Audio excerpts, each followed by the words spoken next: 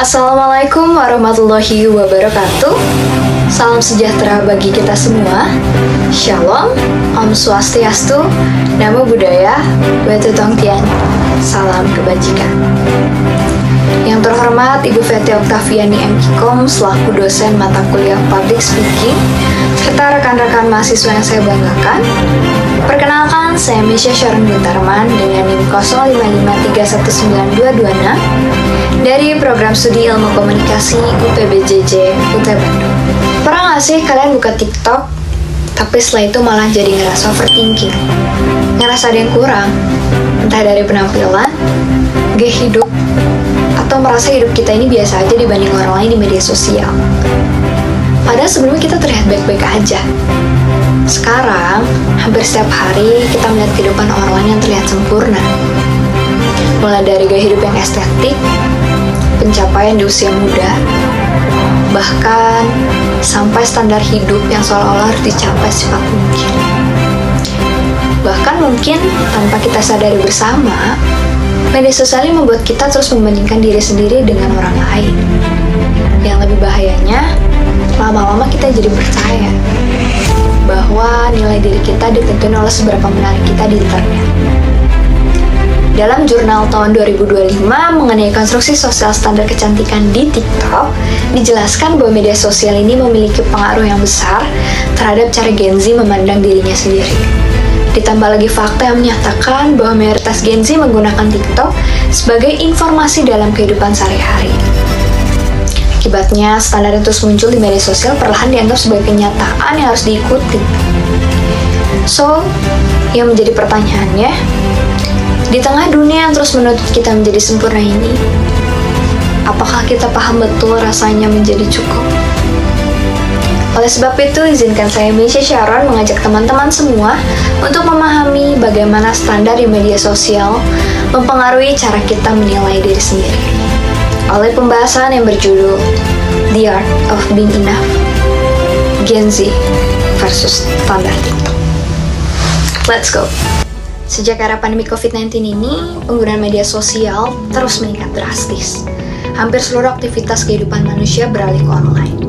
Adapun menurut laporan dari WR Sosial, lebih dari 60% pengguna internet Indonesia aktif menggunakan media sosial.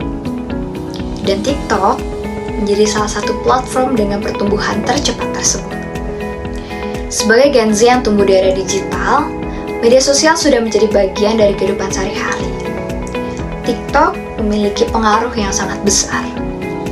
Di satu sisi, TikTok menjadi hiburan bagi kita semua. Banyak konten yang inspirasi, bahkan memotivasi.